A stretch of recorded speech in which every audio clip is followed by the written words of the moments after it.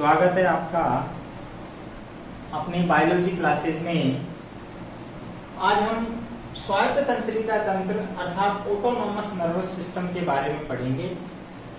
इससे पहले हमने परिधीय तंत्रिका तंत्र के बारे में पढ़ चुके हैं, जिसमें हमने देखा कि परिधीय तंत्रिका तंत्र दो प्रकार की तंत्रिकाओं से बना होता है, जिसमें कपाल तंत्रिकाएं जो कि 12 जोड़ी होती हैं और मेरु तंत्रिकाएं जो 31 जोड़ी मानव के अंदर पाई जाती हैं। उसके बाद जो हमारा तंत्रिका तंत्र का अंतिम भाग या जिसे हम तीसरा प्रकार कहते हैं, एक बार फिर याद दिला दूं, मानव तंत्रिका तंत्र को हम 3 भागों में डिवाइड करते हैं। पहला केंद्रीय तंत्रिका तंत्र, जिसमें मस्तिष्क और मेरुरज्जु आते हैं, जबकि दूसरा भाग परिधीय तंत्रिका तंत्र, जिसमें कपाल तंत्रिकाएं और मेरु तंत्रिकाएं आती हैं, जबकि तीसरा जो भाग है वो कहलाता है स्वायत्त तंत्रिका तंत्र, जिसे हम ऑटोनोमस नर्वस सिस्टम अर्थात ANS कहते हैं। ऑटोनोमस नर्वस सिस्टम में बहुत ही छोटा और जिसे कहते हैं छोटी छोटी तंत्रिकाओं से मिलकर बना होता है, और ये डायरेक्ट जो है सेंट्रल नर्वस सिस्टम से जुड़ा नहीं होता है। इससे पहले हमने पढ़ा सेंट्रल नर्वस सिस्टम और पेरिफेरल नर्वस सिस्टम दोनों आपस में जुड़े हुए थे, दोनों अपनी क्रियाओं को कोऑर्डिनेट करते थे, आपस में मिलकर काम करते थे, सूचनाओं का संचारण करते थे। लेकिन यहाँ आपको ध्यान रखने की बात है कि जो ऑटोनोमस नर्वस सिस्टम है, जिसका नाम ही स्वायत्त अर्थात ऑटोनोमस, ये अपनी जो क्रियाएं हैं, अपनी जो संचालन की जो गतिविधियां हैं, उसको सेंट्रल नर्वस सिस्टम से स्वतंत्र अर्थात ये अपने आप में आत्मनिर्भर होता है और ये सेंट्रल नर्वस सिस्टम पर डिपेंड नहीं होता है। यूं कह सकते हैं हम, ये सेंट्रल नर्वस सिस्टम से अलग होता है। तो यहाँ हम बात करें तो इसकी खोज की तो ये लैंगले ने की थी। स्वायत्त तंत्रिका तंत्र की खोज लैंगले ने की। यह मस्तिष्क से सीधा जुड़ा नहीं होता है, यह मस्तिष्क से सीधा जुड़ा नहीं होता है। यह अनैच्छिक पेशियों और ग्रंथियों को तंत्रिकाएं प्रदान करता है। ध्यान रखना, ये अनैच्छिक पेशियों और ग्रंथियों को तंत्रिकाएं प्रदान करता है। और हम यूं कह सकते हैं कि शरीर के जो अंतरा ऑर्गन होते हैं, शरीर के जो विसरल ऑर्गन होते हैं, उनमें तंत्रिकाओं को भेजकर अपने आप में जो है उनमें आपस में कोऑर्डिनेट करता है, यानी स्वतः ही वहां पर उनमें जो प्रक्रिया होती है उसको नियमन करता है। कब उसकी क्रिया को मोटिवेट करना है, बढ़ाना है, कब कम करना है, ये सब स्वायत्त तंत्रिका तंत्र के द्वारा ही होता है। तो यहाँ हम देखते हैं कि यह एक प्रकार का प्रेरक तंत्र है, मोटिवेट करने वाला एक तंत्र है, प्रेरक तंत्र है। अर्थात स्वायत्त तंत्रिका तंत्र एक प्रकार का प्रेरक तंत्रिका तंत्र है, जो क्या करता है, अभी हमने बात की, जो आंतरिक अंगों की अनैच्छिक क्रियाओं का नियमन करता है। ये बहुत इंपॉर्टेंट है पॉइंट। यह प्रेरक तंत्र है जो आंतरिक अंगों की अनैच्छिक क्रियाओं अर्थात जिन पर इच्छा शक्ति का नियंत्रण नहीं है, तो हमने बात की थी, तो यहाँ ये अनैच्छिक क्रियाओं का नियमन करता है। जैसा कि हम उदाहरण लेके देखेंगे, यहाँ पर लिस्ट दी हुई है जिसमें हम एक एक करके समझेंगे। तो यहाँ हम पहले इसको कंप्लीट करें कि ये जो है स्वायत्त तंत्रिका तंत्र, ये 2 प्रकार का होता है। Autonomous nervous system is 2 types. One is अनुकंपी तंत्रिका तंत्र अर्थात सिंपैथेटिक नर्वस सिस्टम। दूसरा जो है वो परानुकंपी तंत्रिका तंत्र अर्थात पैरासिम्पैथेटिक नर्वस सिस्टम। अनुकंपी तंत्रिका तंत्र और परानुकंपी तंत्रिका तंत्र दोनों एक दूसरे के विपरीत काम करते हैं, दोनों एक दूसरे के विरोधी होते हैं।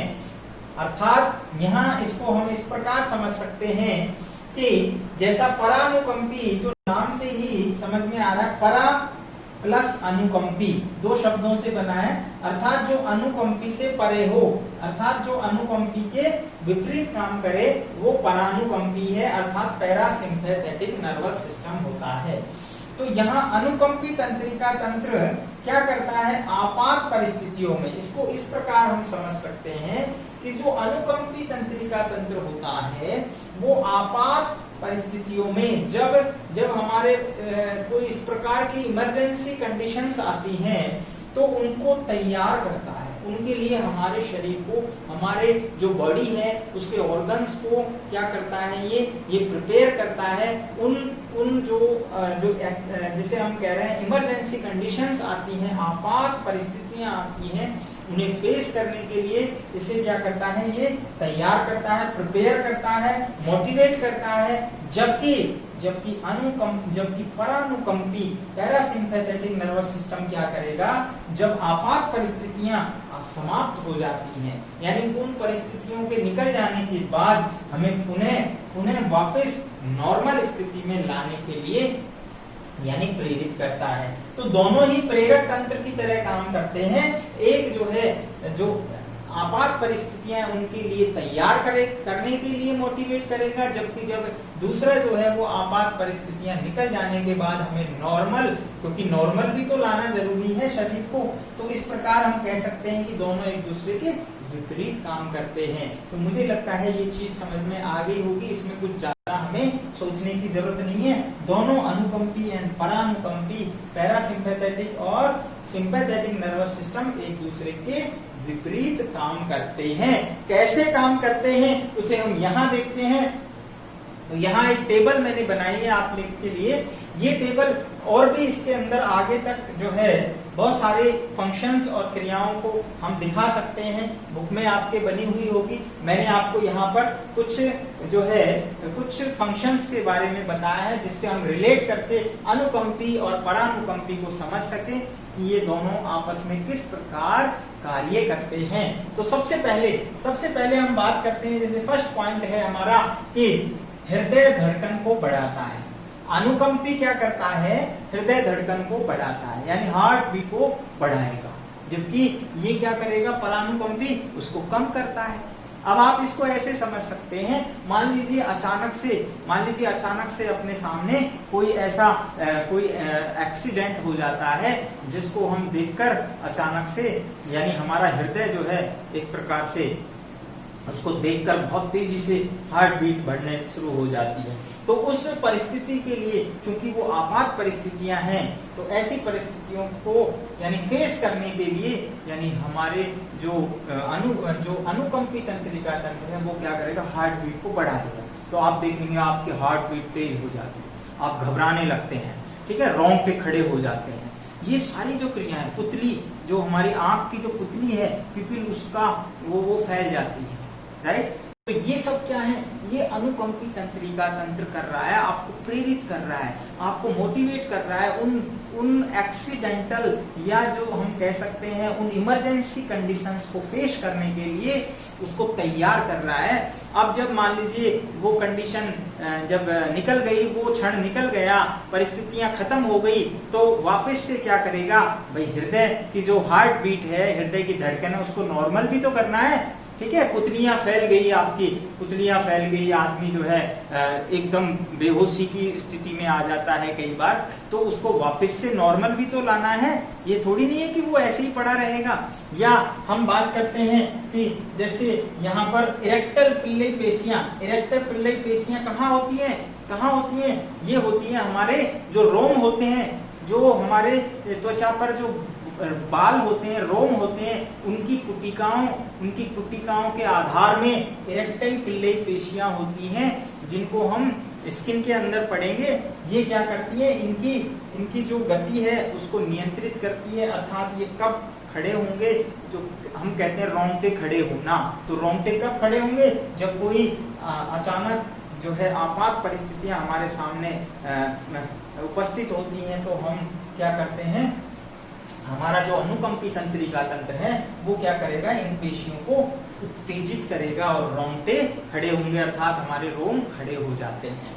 अब दूसरी परिस्थितियों की जब हम बात करें, जब ये परिस्थितियां निकल जाती हैं तो वापस से इन पेशियों को शिथिल कौन करेगा, परानुकंपी तंत्रिका तंत्र। तो वापस से जो है हमारी जो है रोंगटे जो है वो वापस नॉर्मल स्थिति में आ जाते हैं, अर्थात रोम जो है वो शिथिल अवस्था में आकर पेशियां इसको नॉर्मल कर देती हैं। तो बात समझ में आ गई। तो इस प्रकार ये एक दूसरे के जो है विपरीत काम करते हैं। तो यहाँ हमने जो लिस्ट दी है कि हृदय की धड़कन को बढ़ाता है तो ये कम करेगा, पुतलियों को फैलाता है, हमने कहा पुतलियां फैल जाती हैं, जो हमारी पुतली पिपिल का साइज है वो फैल जाता है घबराहट होने पर अचानक से, और जब नॉर्मल स्थिति आती है तो ये इसको सिकोड़ देता है, वापस एडजस्ट कर देता है। ठीक इसी प्रकार हम कह सकते हैं कि अचानक जब हम धूप में जाते हैं तो सिकोड़ देता है, यानी हमारी जो पुतली का साइज है वो कम हो जाता है। कौन करता है ये, परानुकंपी। तो वो एडजस्ट करता है जैसी परिस्थितियां उसके अकॉर्डिंग। अंधेरे में जाते हैं तो पुतली का साइज फैल जाता है, पसीने के स्राव को बढ़ाता है। आप देखते हैं जब भी हम घबराते हैं या कोई इस तरह की बहुत ज्यादा एक्सरसाइज करते हैं या अचानक से जो है तो जो हमारी जो पसीने की ग्लैंड्स है वो तेजी से सीक्रेट करती है स्वीट्स, यानी पसीना जो है वो स्राव किया जाता है। किसके कारण हो रहा है ये सब मैसेज, कहाँ से जा रहे हैं, अनुकंपी तंत्रिका तंत्र, और नॉर्मल स्थिति में आने पर वापस से वो स्राव को कम कर देते हैं। ब्लैडर मूत्राशय को फैलाता है, यानी जो यूरिनरी ब्लैडर होता है हमारा, जो हमने उत्सर्जन तंत्र में पढ़ा था कि वो उसका साइज जो है वो परिस्थितियां आने पर जो है वो अपने आकार को कम ज्यादा करता है ताकि हम उसको यूरिन को संग्रह कर सकें। तो यहाँ पर जो है इसको फैलाने का काम यूरिनरी ब्लैडर का वो कौन कर रहा है, अनुकंपी तंत्रिका तंत्र, जबकि ये जो परानुकंपी है वो उसको सिकोड़ने का अर्थात वापस से उसको रिलैक्स करने का कार्य है। तो इस प्रकार जो है लास्ट हमने बताया इरेक्टाइल पिल्लाई पेशियां का किस प्रकार रोंगटे खड़े होते हैं उत्तेजित होकर पेशियां, जबकि यहाँ शिथिल होकर नॉर्मल होंगे। तो इस प्रकार और भी काफी जो है फंक्शंस हैं जिसको हमने यहाँ पर नहीं लिया है, तो बाकी वो सारे जो है बुक के अंदर लिस्ट बनी हुई है, आप वहां से देख लेंगे। तो कुल मिला के यहाँ पर जो हमारा एक बार फिर से हम देखें कि जो स्वायत्त तंत्रिका तंत्र है जिसे हम ऑटोनोमस नर्वस सिस्टम कहते हैं, ये अपने आप में पूर्णतः स्वतंत्र होता है, अर्थात केंद्रीय तंत्रिका तंत्र से इसका कोई डायरेक्ट जो है जुड़ाव नहीं होता है, इसीलिए इसको हम ऑटोनोमस नर्वस सिस्टम कहते हैं। तो यहाँ पर ये क्या करता है, ये एक प्रकार का मोटिवेटेड तंत्र है, प्रेरक तंत्र है, इसकी खोज लेंगले ने की, और ये हमारे शरीर में आंतरिक अंगों की अनैच्छिक क्रियाओं का नियमन करता है, आंतरिक अंगों की अनैच्छिक क्रियाओं का नियंत्रण और नियमन करता है।